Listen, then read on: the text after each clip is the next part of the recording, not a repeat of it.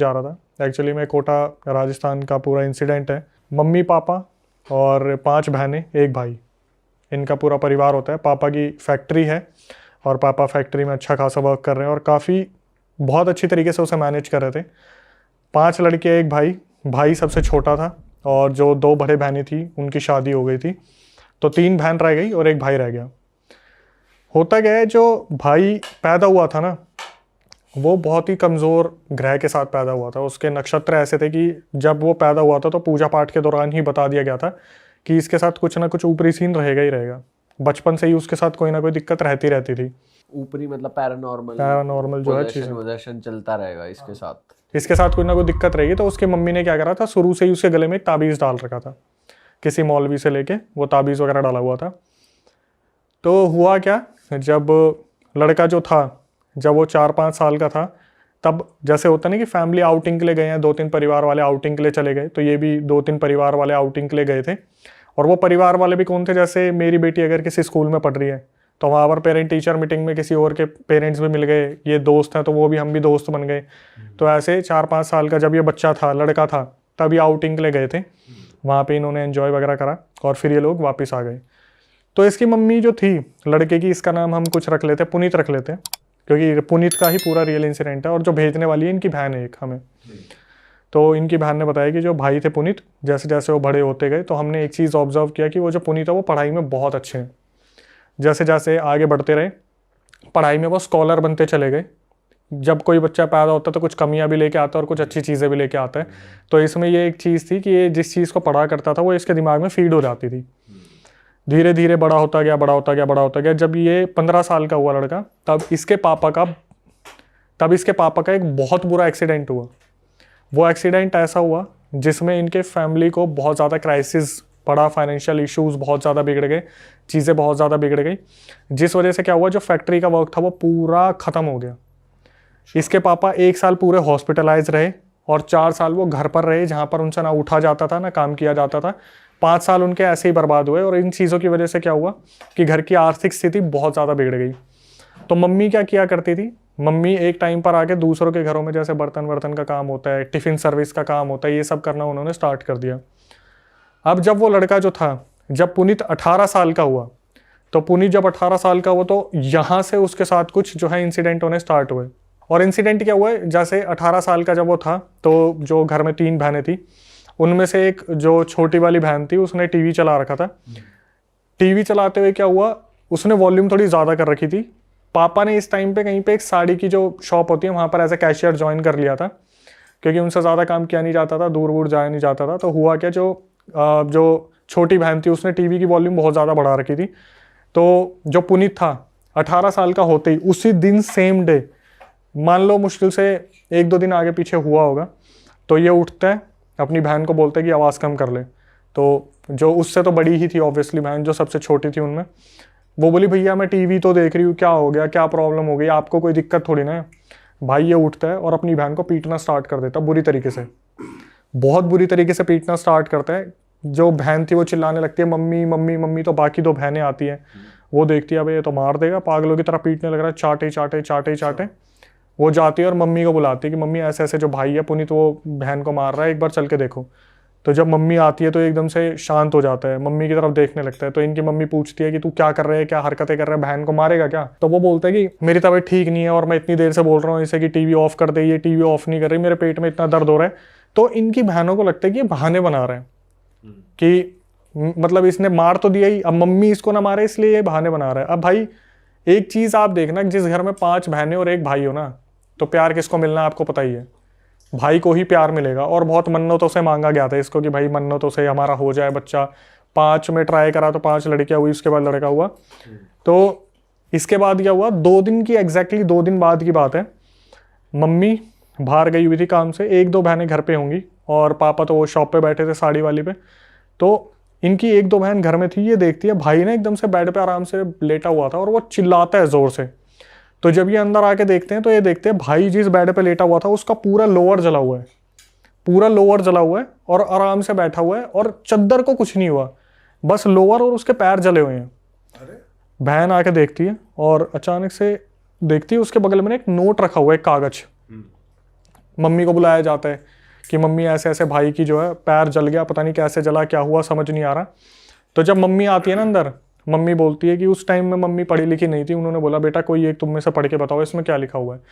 तो वो जो नोट था, कागज था, उसमें लिखा हुआ था मेरा नाम पंकज है, मैं जब 18 साल का हुआ था गुवाहाटी का रहने वाला हूँ, मेरे भाई ने प्रॉपर्टी के डिस्प्यूट में मुझे जान से मार दिया था, मैं इसकी बॉडी में 5 साल का जब ये था तब से हूँ जब से ये 5 साल का था। ये उस पे लिखा हुआ है, कागज पे पूरा लिखा हुआ था नोट पे कि जब ये पुनीत 5 साल का था तब से मैं इसके अंदर हूँ, मैं किसी को कोई नुकसान नहीं पहुंचाना चाहता, मुझे अपने भाई से बदला चाहिए जिसने गुवाहाटी में मेरा लैंड अब उसने कब्जा लिया है। अब आपने ये सब कुछ पढ़ लिया ना, उस पर लिखा हुआ है बाकायदा, अब आपने ये सब कुछ पढ़ लिया, मेरे बारे में जान लिया, तो इसे जला देना, वरना आज आपका लड़का सोएगा और कल उठेगा नहीं। ये क्या करते हैं, फटाफट से गैस ऑन करते हैं, उस पर कागज को रखते हैं, तो कागज में से ऐसा होता है थोड़ा हिस्सा बच जाता है जो नहीं जला होता। तो ये जो पुनीत है एकदम से चिल्लाना शुरू करता है, मम्मी उसे जलाओ, मुझे बहुत जलन मच रही है, उस कागज को पूरा खत्म करो। तो ये एक और कागज उठाते हैं, उस पर राख डाल के फिर उस कागज को जलाते हैं, तब ये थोड़ा सा शांत होता है। अब इसकी मम्मी का दिमाग खराब हो जाता है कि मैंने बचपन में ही इसे ताबीज़ बना दिया था, उसके बाद कोई एंटिटी इसके ऊपर कैसे हावी हो सकती है इस तरीके से। भाई ये उसके पास जाते जिस मौलवी से ताबीज़ बनाया था, तो उस मौलवी को बुलाया जाता है कि ऐसे ऐसे बताया जाता है कि ऐसे ऐसे ताबीज़ बनाया था, फिर भी उसके साथ कुछ ना कुछ सीन हो रहा है। तो वो समझ जाता है कि भाई ये मेरे हाथ की बात तो नहीं है। ये बोल देता है कि जिस तरीके से आप बता रहे हो कि मेरे ताबीज़ पहनाने के बावजूद भी उसके ऊपर कोई एंटिटी आ गई, तो मेरे हाथ की बात नहीं है, मतलब कोई बड़ी ही शक्ति ने इसे घेर लिया है। भाई ये बोलता है काम करना, आप ना मेरे गुरुजी से बात करो, और वो सेठी करके कोई गुरुजी थे, उनको बोला कि शायद मुजफ्फरनगर या मुरादाबाद के कोई गुरुजी थे, उनसे आप बात करो, वो इस चीज़ का इलाज बताएंगे। अब इस ड्यूरेशन में क्या होता था, ये जो लड़का था ये बहुत ज़्यादा एग्रेसिव हो गया था। इसकी मम्मी ने क्या करा, जब वो लोअर वाला सीन हुआ था ना, लोअर जल गया था, उसके बाद क्या हुआ, इसकी मम्मी जो मौलवी से इसको ताबीज़ बंधवाया था, इसकी मम्मी ने उनसे एक फूका हुआ पानी भी लिया हुआ था एक बोतल में। तो इसकी मम्मी आई, इसने क्या करा, पानी फेंकने की कोशिश करी, इसने खींच के हाथ मारा पानी की बोतल पे और चिल्लाने लगा कि तेरे को मैंने पहले ही बताया था मैं कौन हूँ, तू ये सोच रही है कि तू मेरे को ऐसे निकाल देगी, तो ये चीज़ तो हो नहीं सकता। 5 साल का था तब से इसके शरीर में बैठा हूँ, तो मैंने अपना घर बना लिया है, तुम्हें लगता है मैं ऐसे निकल जाऊँगा, तो ऐसे तो निकलूंगा नहीं। और जिसको तुम्हें बुलाना है, जिस उस्ताद को बुलाना है, जिस भी इंसान को बुलाना है, बुला लो। ये पहली बार पंकज बात कर रहा है अभी। हाँ, ये पंकज एंटिटी बात करिए। जब लोअर जला था ना, जब उसकी मम्मी पानी मारने आई थी, तब ये हादसा हुआ था। उसके बाद से काफ़ी एग्रेसिव रहने लगा। तो इस लड़के का एक बचपन का दोस्त था जिसका नाम था विभोर, जो उस ट्रिप पे गया था जब ये 5 साल के थे। तो जब फैमिलीज गई थी तो वो भी गया था साथ में। उसको बुलाया गया कि विभोर एक बार आके देख भाई, तेरी सुन ले, क्या पता इतना ज़्यादा एग्रेसिव हो रहा है कि बहनों पे हाथ उठा देता है, कुछ भी कर देता है। तो विभोर आता है और विभोर भी यही बोलता है कि आंटी उन्हीं अंकल को आप कांटेक्ट करो जिससे ताबीज़ लिया था। तो ताबीज़ वाला मैंने आपको बता दिया, उन्होंने हाथ खड़े कर दिए कि मेरे बस की तो नहीं है। अब क्या हुआ, जो सीनियर थे उनसे बात करी गई, तो उन्होंने पता क्या बोला कि ऐसा है, पहले ना आप पुनीत से पूछो कि ये सबसे ज़्यादा किस बहन से प्यार करता है अपने, ठीक है। तो पुनीत से पूछा गया कि भाई पुनीत तू बता, तू सबसे ज़्यादा किस बहन से प्यार करता है। तो उसने उधर उंगली उठा दी कि मैं सोनाली दीदी से सबसे ज़्यादा प्यार करता हूँ, सोनाली दीदी हमेशा मेरा ध्यान रखते हैं। भाई इस एक चीज़ को ना आप मार्क करते चलना, ठीक है। विभोर 5 साल और जो सोनाली दीदी है वो, तो उसने बोल दिया सोनाली दीदी से प्यार करता हूँ, वही मेरा ध्यान रखती आई है सारे बहनों में से सबसे ज़्यादा। बोले ठीक है भाई। अब पापा को तो इनको ना कुछ बताने के लिए मना करा था कि भाई एक्सीडेंट हो रखा है, सेंसिटिव है, 4 साल उन्होंने ऐसे बेड पे गुजारे, तो उनको तो कुछ बताना मत, हार्ट अटैक आ जाएगा। उनके पापा को ये पता नहीं लगने देते थे। वो सुबह साड़ी की दुकान पे जाते थे, रात को आते थे, सोते थे, फिर सुबह चले जाते थे। तो वो जो सीनियर मौलवी थे ना, उन्होंने बोला कि भाई ऐसा है, तुम एक बार ना एक बहुत फेमस दरगाह है, पहले वहाँ दिखा के लेके आओ इसे, वहाँ पे देखते हैं क्या बोला जाएगा। तो ये लोग गाड़ी में बैठाते हैं और उस लड़के को बताते नहीं, जो पुनीत था, कि तेरे को कहाँ लेके जा रहे हैं। सब ये माहौल बनाते हैं, अरे यार घूमने का मन कर रहा है, घूमने का मन कर रहा है, चलो घूमने चलते हैं। तो ये गाड़ी लगाते दरगाह के यहाँ पे थोड़ा सा दूर, और जहाँ पे चप्पल वगैरह जूते वगैरह उतारते हैं वहाँ पे ये सारे झुकते हैं और पीछे मुड़ के देखते हैं, पुनीत तूने उतार लिया, पुनीत गायब वहाँ से, पुनीत गायब। ये सारे ढूंढना शुरू करते हैं, इधर उधर खूब ढूंढ लिया भाई, कहीं पे भी नहीं मिला। तो उस टाइम पर ये इन्होंने अपने जीजू को बुला रखा था कि पापा को अभी भी इन्वॉल्व इस केस में नहीं करना था। जिस बहन की शादी हो रखी थी उनके हस्बैंड को बुला रखा था कि जीजू आप देख लो, थोड़ा सा इसको ऐसे कंट्रोल कर लो कि किसी को पता ना चले, मोहल्ले में भी इज्जत की बात आती कि बहनों की शादी ना हो पाए फिर बाद में। तो जीजू हैरान हो जाते हैं, यार अभी तो ये साला यहीं पे था, एकदम से कहाँ गायब हो गया। भाई खूब ढूंढा नहीं मिला। तो इसके जीजू वहाँ पर कुछ सेवा वगैरह करते थे, उन्होंने खाना वाना खिलाया गरीबों को। और ये जब अपनी गाड़ी के पास जा रहे थे कि चलो भाई घर वापस चलते, तब देखा वो खड़ा पुनीत गाड़ी के पास आराम से खड़ा हुआ और बोल रहा है कि जीजू मेरी हालत बहुत ख़राब हो रही है, मुझे घर ले चलो। वो बोले पहले तो तू ये बता तू था कहाँ पे। बोले मैं तो जब वहाँ पे गया था तभी मेरे पेट में दर्द हो गया था, मैं तो वापस आ गया और तब से मेरी तबीयत बहुत ख़राब है, मैं तो गाड़ी के पास हूँ। तो ये बोलते बेटा तू गाड़ी के पास तो नहीं था, हमने हर जगह तुझे ढूंढा, तू नहीं मिला, तू कहाँ था। बोला मैं गाड़ी के पीछे ही था, शायद आपने गाड़ी के पीछे नहीं देखा होगा, मैं सर पकड़ के बैठा हुआ था। यहाँ से इसके जीजू को आइडिया लग गया भाई छोटी मोटी चीज़ तो नहीं है। हाँ, कि अगर खेल रही है ये हाँ चीज। कि दरगाह के सामने से अगर वो एंटिटी निकल लिया तो कोई छोटी मोटी चीज़ नहीं है। तो फिर उन्हें बताया गया जो बड़े वाले मौलवी थे कि जी ऐसा है, ये तो दरगाह के सामने से गायब हो गया और हत्ते नहीं चढ़ रहा है, ऐसे ऐसे है। तो उन्होंने बोला एक काम करो, मैं तो आपकी लोकेशन पे आऊँगा नहीं, ठीक है, अगर आऊँगा तो ये घर में होना नहीं चाहिए। अगर ये घर में हुआ तो ये साला कुछ ना कुछ ऐसा करेगा कि मेरी भी ज़िंदगी हराम हो जाएगी। तो इसने उनकी मम्मी को बोला कि आप एक काम करना, मैं इस दिन आपके घर पे आऊँगा, इसे उस टाइम ना घर पे रहने मत देना, इसे कुछ भी बोल के इसके विभोर जो इसका दोस्त है उसके घर पे ले जाओ, कोई भी दोस्त होगा। तो इन्होंने यही प्लान करा कि अगले 3-4 दिन में वो मौलवी आने वाले जो सीनियर हैं, तो इसे हम विभोर के घर पे ले जाएंगे।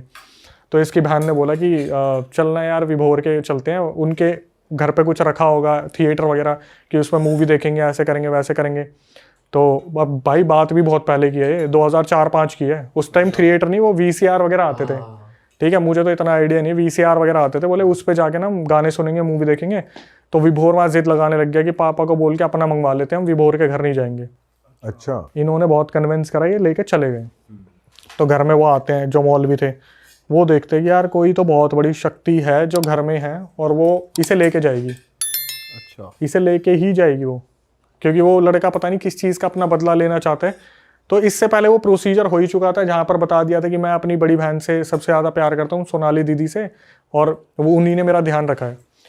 तो मौलवी बोलते हैं कि देखो भाई ऐसा है, अगर इसे कोई इसका कोई पोजेशन उतरवा सकता है वो सोनाली है, क्योंकि ये सोनाली को ही प्यार करता है और सोनाली की ही सुनता है और सोनाली ही अपने प्यार से इसका पोजेशन उतारने में हेल्प कर सकती है।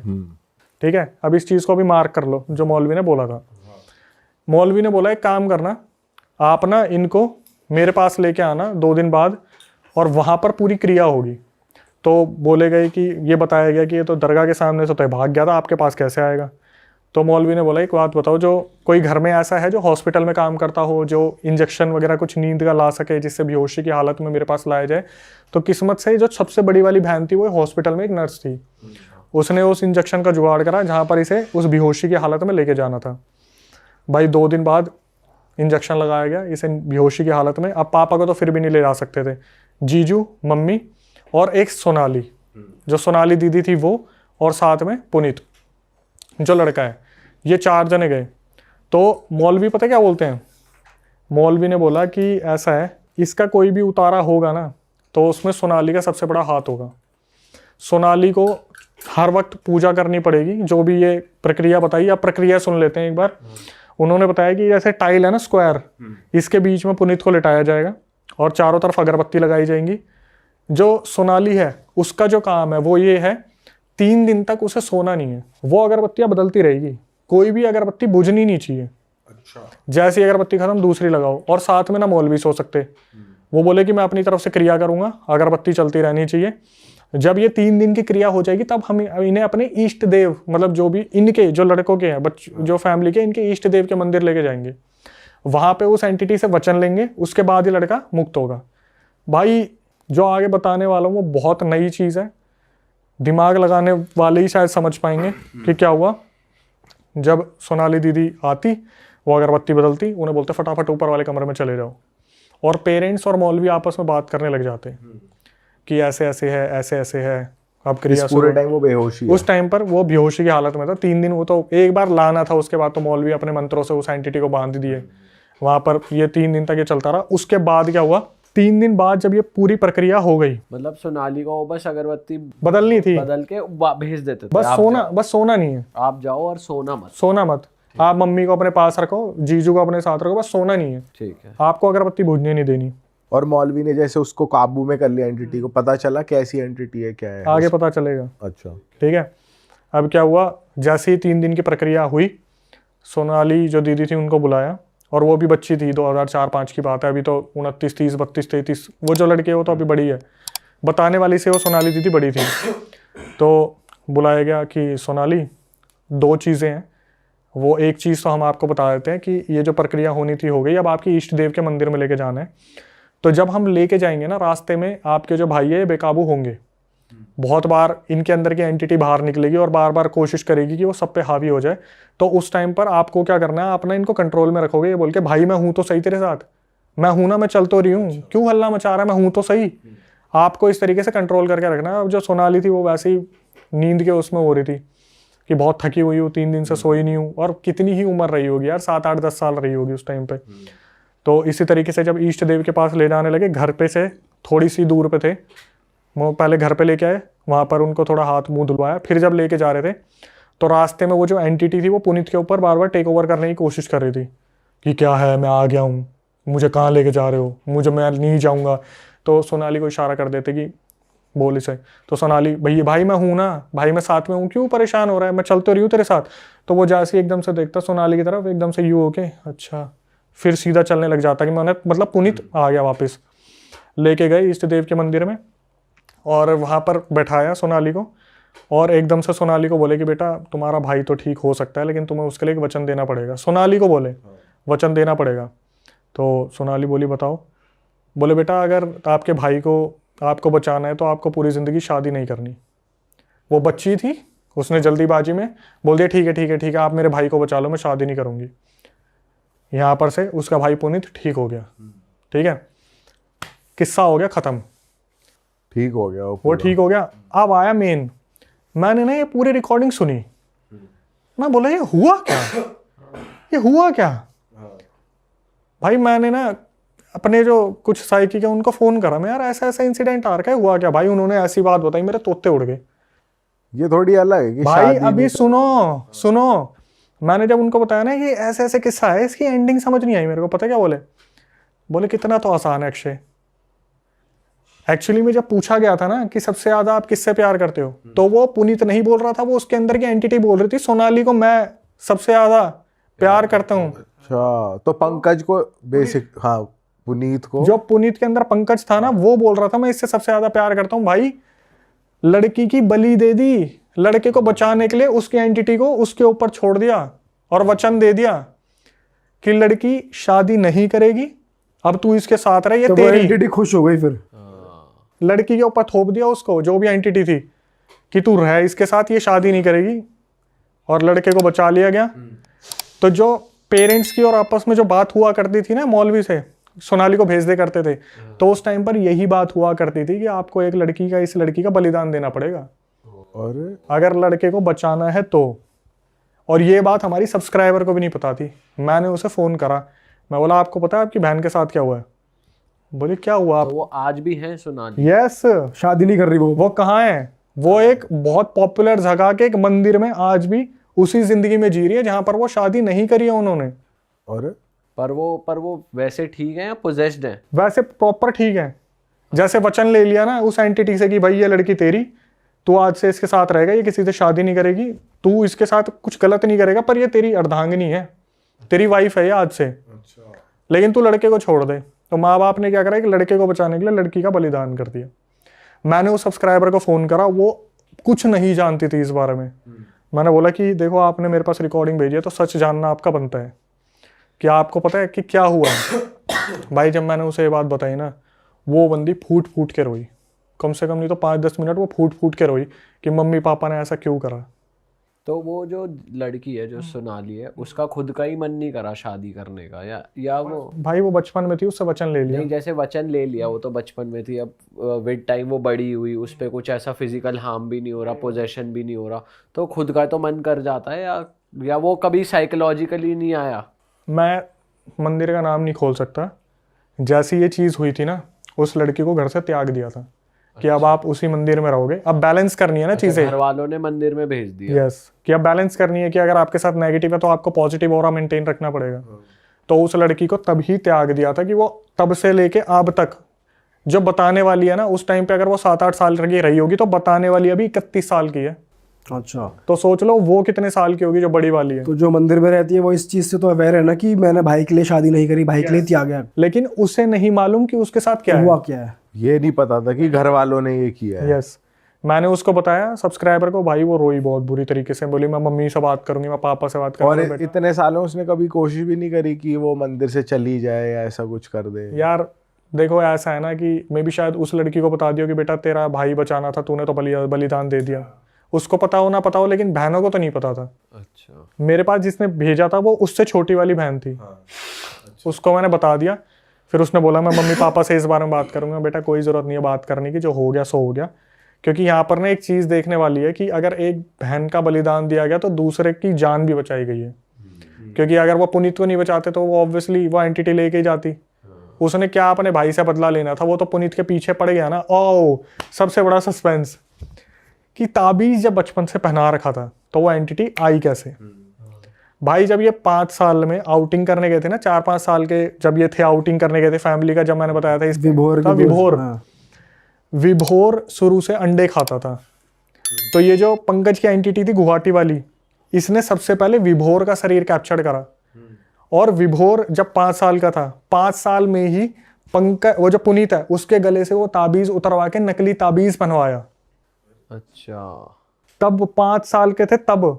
अब आपको ये लगेगा कि 5 साल में ऐसा बच्चे क्या ही करेंगे। भाई उस एंटिटी ने विभोर को पोजेस किया और इसका ताबीज उतार के इसको पोजेस किया, नकली ताबीज बना के। और इसकी मम्मी को लग रहा था ये वो ताबीज है जो असली वाला। अमर प्रेम कथा चल रही है कि इसका कुछ होगा ही नहीं। यहां से पूरा सस्पेंस खुल के आया, जो मौलवी ने बताया कि 5 साल में इसके साथ ये हुआ था, इसका ताबीज बदलवा दिया गया था। भाई साहब, भाई ये तो नेक्स्ट लेवल थी ये यार। तो अलग ही सीन है भैंस की। और ये कितने दिन पहले आई आपके पास स्टोरी? मेरे ख्याल से ये ज्यादा टाइम नहीं हुआ, मेरे ख्याल से अभी 2025 में ही मेरे पास आ रखी है। और अब वो पुनीत लड़का ठीक है? बिल्कुल परफेक्ट फाइन है वो लड़का। उसने शादी कर ली, उसकी जिंदगी चल रही है। लेकिन जिसने नहीं करनी उसकी सोचो। उसकी तो जिंदगी खराब ही हो गई तरीके से। गई भाई गई। घर वालों का डिसीजन था ना लड़के को बचाना है। पर ये इतनी एंटिटी है, इतनी पावरफुल कि इसका यही नहीं कि भाई ये चली जाए या इसको कहीं और अबे भेज यार दो। देखो मैं सच बताऊं, जब मैंने डिस्कस करा था ना तो मेरे को पता है क्या बोला था साइकिक जो मीडियम है, उन्होंने बोला ये जो तांत्रिक था वही गलत था, इसको करना ही नहीं आया इसे ठीक। वही तो, क्योंकि इलाज तो होता है ना देखो आपने चीजों बिल्कुल का। सही क्वेश्चन पूछा, लेकिन मैं किसी की ऐसी भावनाओं को ठेस नहीं पहुंचाना चाहता। लेकिन उन्होंने जब मैंने बोला कि ये क्या करा, तो उन्होंने बोला कि वो तांत्रिक ही गलत पकड़ा था इन्होंने, कि एंटिटी को इस तरीके से किसी और पे उतार दिया। क्योंकि भगदड़ इतनी मच चुकी थी उस टाइम पे, भागा दौड़ी इतनी हो चुकी थी कि समझ नहीं आया शायद इनको करना क्या है। टाइम टेकिंग प्रोसेस था या नहीं था। क्योंकि एक चीज़ और मैं बताना भूल गया, जिस दिन इन्होंने वो पानी मारने वाली चीज़ की थी ना, तो उस दिन वो जो एंटिटी थी उसने ये बोला था कि पहले तो मैं सोच रहा था इसको 2 महीने जीने दूंगा, लेकिन 10 दिन के अंदर लेके जाऊंगा, बचाना चाहते हो तो बचा लो। तो इनके पास गिनती के 10 दिन थे। प्रेशर बना दिया और ज्यादा।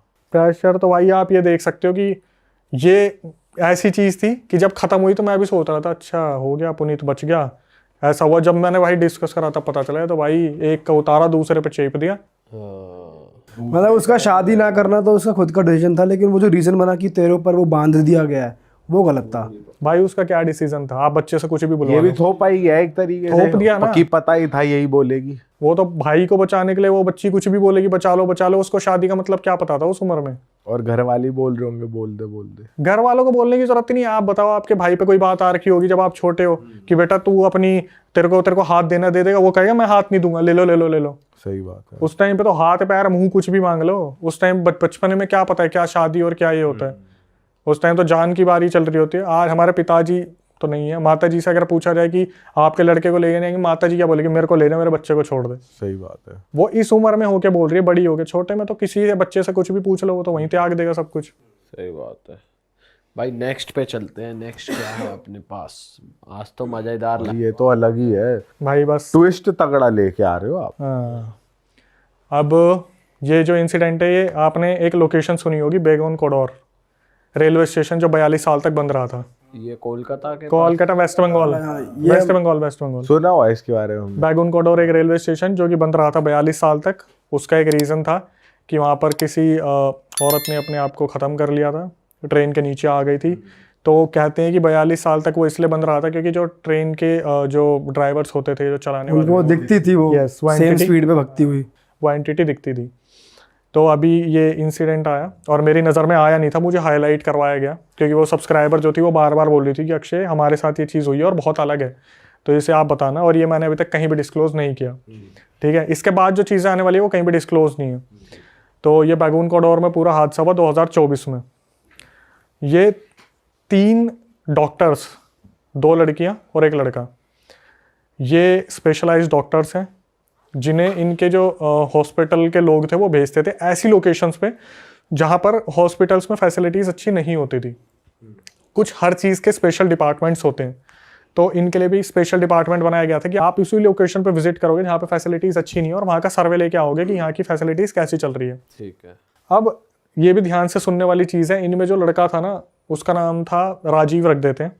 जो राजीव था उसका 20 साल का जब वो था ना तो एक एक्सीडेंट हुआ था, बहुत तगड़ा एक्सीडेंट हुआ था जिसकी वजह से उसकी याददाश्त चली गई थी।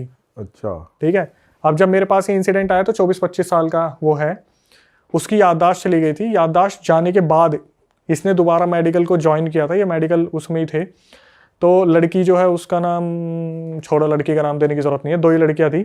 उनमें जो मेन बताने वाली है उसने मेरे को बताया कि अक्षय हम बहुत अच्छे दोस्त हैं, बहुत अच्छे, मतलब डॉक्टर्स का ऐसा होता है कि हम इन चीज़ों पर बिलीव ही नहीं करते, डॉक्टर्स तो लॉजिक ढूंढते हैं हर चीज़ में। तो इनको ना एक ब्रेक चाहिए था, ये कोलकाता के हैं तो इनको ब्रेक चाहिए था, काफ़ी टाइम हो गया, कहीं बाहर नहीं जा पा रहे हैं। कोलकाता के ऐसे ऐसे लोकेशंस पर हमें भेज दिया जाता है जहाँ पर ठीक से हॉस्पिटल वर्क नहीं करते ये वो। तो इनके पास ये लोकेशन आई कि आप वेस्ट बंगाल में जाओगे, बैगून कॉरिडोर रेलवे स्टेशन पे आप उतरोगे और वहीं से आपको जो है हॉस्पिटल में आपको जाना है। बहुत अच्छी जगह है, मुझे तो मैंने कभी नहीं देखी वो जगह, लेकिन इन्होंने जो बताया कि बिल्कुल ग्रीन, बिल्कुल ग्रीन, बढ़िया लोकेशन। इन्होंने वहाँ पर हॉस्पिटल में गए, 2-3 दिन इन्होंने हॉस्पिटल में सबको अटेंड किया।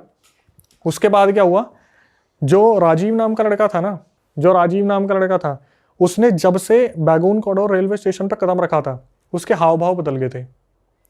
जैसे ऐसा लग रहा था जैसे इसे ना कुछ एंटिटीज फील हो रही हैं, मतलब इसके साथ कुछ ना कुछ तो दिक्कत है। तो ये जब भी हॉस्पिटल में रहते थे तो राजीव जो लड़का था वो हमेशा अजीब तरीके से रिएक्ट करता था। मतलब जो बहुत ज़्यादा लव चिलिंग बंदा था, जो हमेशा ये बोलता था कि मेरे को बाहर जाना है, नेचर को एक्सप्लोर करना है, ऐसे करना है, वैसा करना है। जैसे ही उसने बैगून कॉरिडोर रेलवे स्टेशन पर पैर रखा उसके हाव भाव बदल गए और वो हॉस्पिटल के अंदर भी ऐसा रहता था कि जैसे सीनियर डॉक्टर बोल रहे कि राजीव आपको ड्यूटी नहीं करनी क्या, आप क्यों आए हो यहाँ पे। वो क्या करता था, हॉस्पिटल के बाहर खड़ा है ना, तो जैसे जंगल वाला एरिया या ऐसा एरिया जहाँ पे खेत हुए था उन्हीं को देखता रहता था पूरे टाइम। और ये चीज़ जो 2 डॉक्टर्स थी, फीमेल डॉक्टर्स, वो भी ऑब्जर्व करती रहती थी कि यार क्या सीन है इसके साथ। ठीक है भाई, यही चीज़ें चलती रही। तो 2-3 दिन बाद इनको अब वहाँ से जाना था। तो ये बैगून कॉरिडोर रेलवे स्टेशन से इनकी ट्रेन थी और इनको कोलकाता जाना था। वहाँ पे जब ये निकले ना उस चीज़ के लिए, तो भाई भारी बारिश हो गई, वहाँ पे बहुत तगड़ी बरसात हो गई और वहाँ पर ऐसा माहौल हो गया कि इनको ना तो कोई फैसिलिटी मिल रही है कि ये रेलवे स्टेशन तक पहुँचे। बड़ी मुश्किल से ढूंढ ढांड के जब तक ये रेलवे स्टेशन पर पहुँचे तो ये वेट कर रहे थे ट्रेन आएगी, ट्रेन आएगी। शाम की आई थिंक 6-7 बजे की इनकी ट्रेन थी कि ट्रेन आएगी आएगी आएगी। काफ़ी देर से वेट कर रहे थे। इन्होंने देखा यार 6 बजे की ट्रेन है, 6:30 बज गए और ये खुद पहुँचे हैं 6:10 पे। तो इन्हें लगा ट्रेन लेट होगी। तो जब 6:30-7 बजते हैं ये जाते हैं उनके पास काउंटर पे कि यार कोलकाता वाली ट्रेन का कोई अपडेट नहीं है। तो बताते बेटा वो तो कब की निकल चुकी है, आप लेट हो गए हो आने में। वहाँ पर जो वो था जो काउंटर पे बैठा हुआ था, उन्होंने ना 2-3 चीज़ें ने हाईलाइट की। इन्होंने पूछा कि अंकल नेक्स्ट ट्रेन कब है, तो उन्होंने बताया कि सुबह अब तो ट्रेन। तो इन्हें लगा यार हम कहाँ जाएंगे, क्या करेंगे। तो वो जो वहाँ पर जो अटेंड कर रहा था इन्हें, जो बुजुर्ग आदमी था, वो बोलता है कि देखो ऐसा है कि आप चाहो तो रेलवे स्टेशन पर रुक सकते हो, लेकिन यहाँ के लोगों से ना ज़्यादा मेल मिलाप मत करना। अरे वाह, आपने ये वीडियो यहाँ तक देख ली भाई, तुमने हमारी मेहनत सफल कर दिया। तुम ही लोग हो असली रियल हिट। और अगर आपको बहुत मज़ा आ रहा है ऐसी क्लिप्स में, ऐसी वीडियोस में, तो फटाफट जाइए प्लेलिस्ट पे बिंज वॉच कीजिए और सारी वीडियोस देख डालो और मौज काटो। That is it. हम मिलेंगे नए पॉडकास्ट में, नए क्लिप में। Till then bye bye, see you, take care, do subscribe.